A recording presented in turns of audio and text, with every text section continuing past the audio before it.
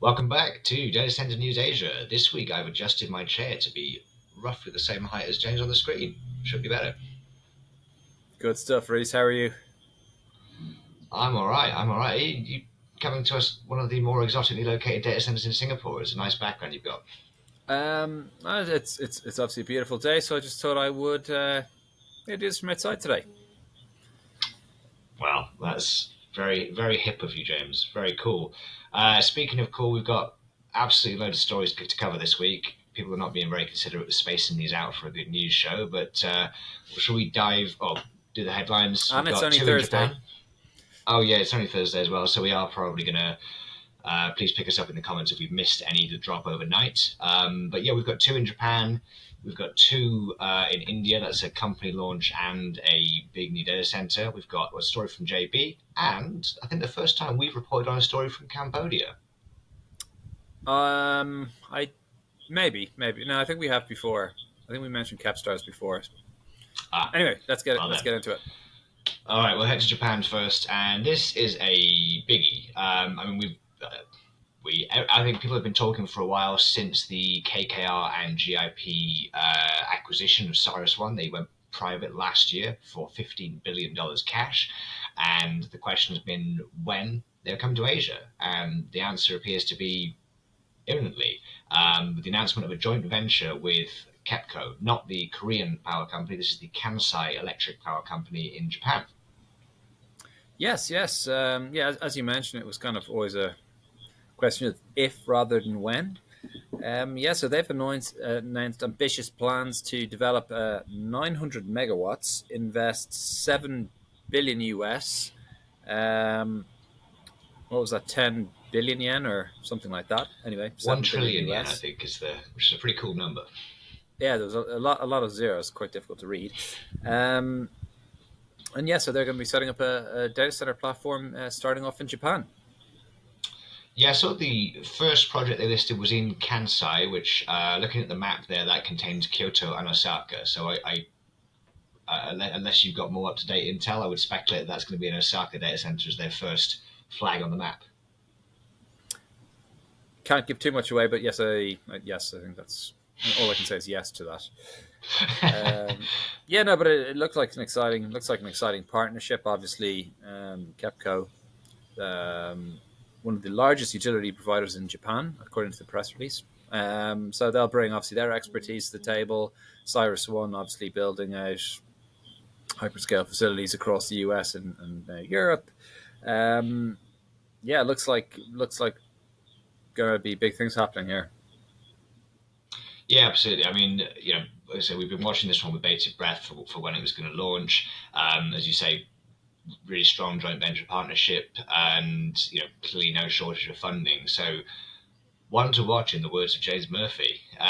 Sticking with allegedly Osaka. So you just sent me this deck from Mapletree. They've announced this was an investor um, note, I guess. They're proposing an acquisition for a data center in Osaka. Fully leased already, this data center. Yes, downtown Osaka. The fee or the figure that was attached as per the press release, just slightly over 500 million Singapore dollars. So roughly 350 million US dollars. This is an asset they're in the process of acquiring with the aim of it being complete in Q3 2023. Excellent. Well, that will be a good step forward for Mapletree. I think they've had some back and forth looking at deals around Japan and North Asia. So excellent to get this as a. I assume it must have been a pretty competitive bid process to get a fully leased data center in the hot Osaka market. It's such a big Tokyo overflow.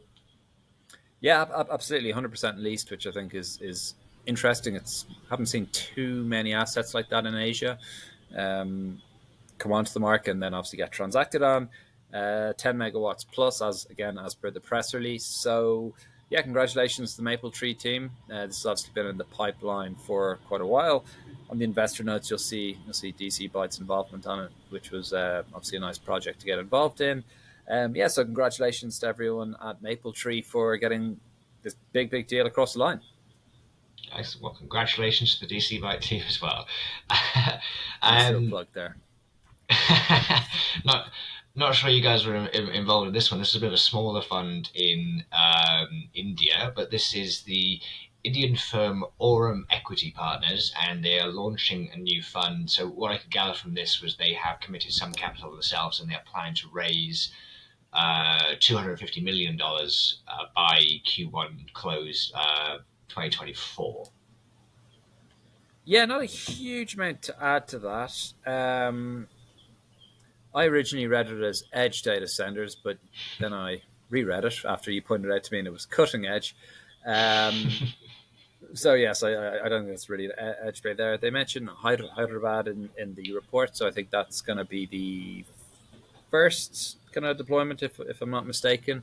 $50 million attached to that project, which with Indian build costs is a DC of around 7-ish, maybe 8 megawatts. So certainly one to keep an eye on. It'll be interesting to see how their strategy unfolds when we see people like Lumina, who we're going to talk about in a sec, and Digital Edge announcing mega hyperscale campus style developments versus Orum, who look to be doing, maybe it's more of a retail play or an interconnect play, or maybe it is an edge play, a cutting edge play.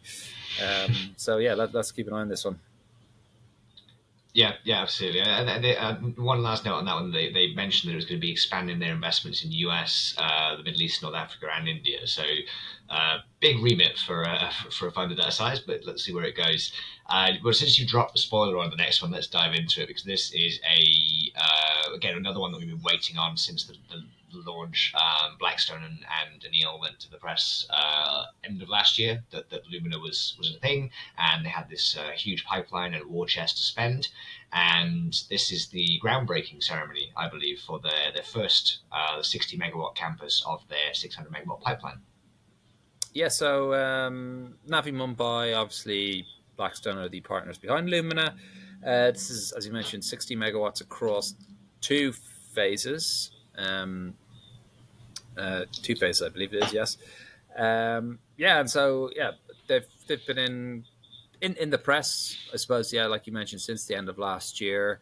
They do have obviously deep pockets with Blackstone there. They do have obviously a very experienced management team there. So yeah, must be great feeling for the team there to finally break ground on this Navi Mumbai site.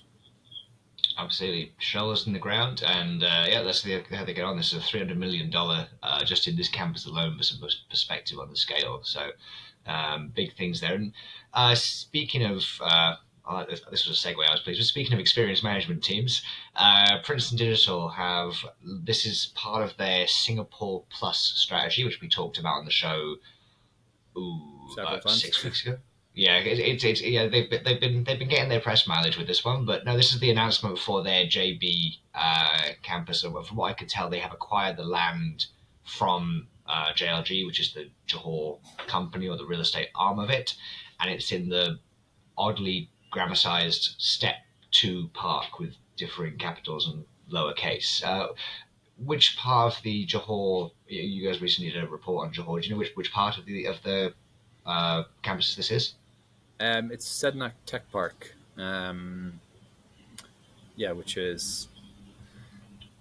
Oh, I should know my Johor geography better. It's in Johor anyway. I can't remember if that's the closer one up or if it's the one slightly further away. But it's they're all fairly close, all within kind of an hour's drive of one another.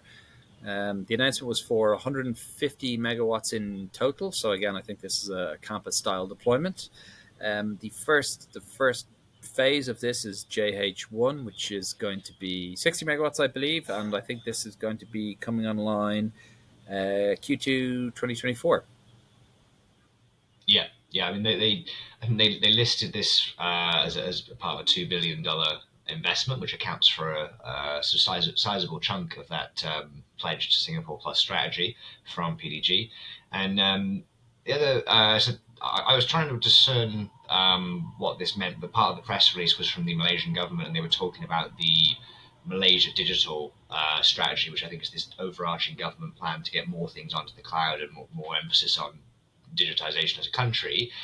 But this park may be given cybercenter status, which they said would be beneficial, but I couldn't find any specifics on what the benefits are. So if anyone knows, that would be one to drop in the comments. I'd be interested to see what a cybercenter grants you. Yeah, well, cybercenter, tech park, two relevant words for digital infrastructure, right? Cybercenter sounds a bit cooler, I think. And speaking of cool sounding names, I don't know where these guys were inspired by, but ByteDC. This is in Cambodia. So as you mentioned, we have reported on one site in Cambodia before.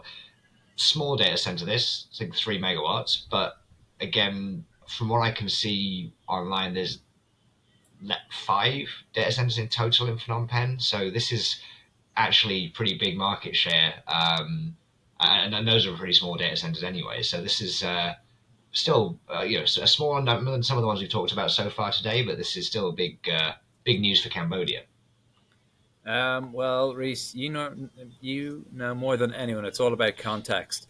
Yeah, so it was quite ironic. So ByteDC, they used Data Center Mapper. It was, sorry, maybe they didn't, but whoever the press release that we picked up, they mentioned that they had used Data Center Map and had found 5 DCs.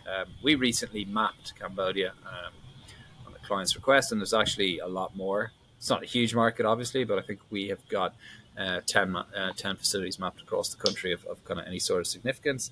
But as you mentioned, 3 megawatts. This accounts for, this will be nearly half of the total live install base as of right now. Just looking at it now, Wow. 7 megawatts is live right now. So yeah, it's a pretty significant facility in the context of Cambodia. It's in Global Tech Exchange Park in Phnom Penh. So Cambodia, I guess, in general is maybe slightly behind the digitalization curve, but yeah, they're going to be using cloud services too in the future. So yeah, the DC infrastructure will be required there too. Yeah, absolutely. This is the first part of the Phnom Penh smart city development, which when we think of smart cities, I think we sometimes think of Singapore and Shanghai, but yeah, aspirations from everyone in the region to sort of claim that status. So interesting one. I wonder when we'll see the conferences and the events popping up in Cambodia as well. Could be a more exotic. Well, W Media are doing December. December. That'll be interesting. There actually is interest there. Like we've had a number of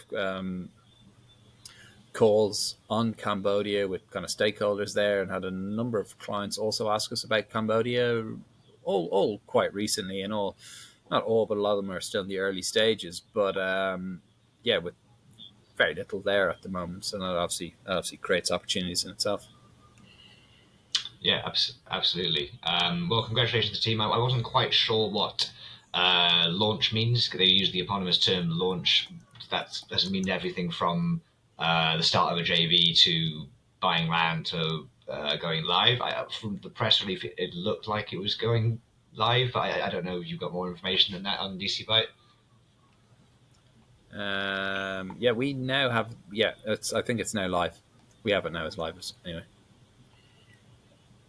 Excellent. Well, congrats to ByteDC on being on DC Byte. Yes. Nice way to finish up the day or finish the session. Excellent. Well, I will let you get back to developing your somewhat needed tan, and I will get back to my exciting home office. Cool. Good stuff, Rhys. Thanks, everyone. Cheers. Happy Friday for tomorrow.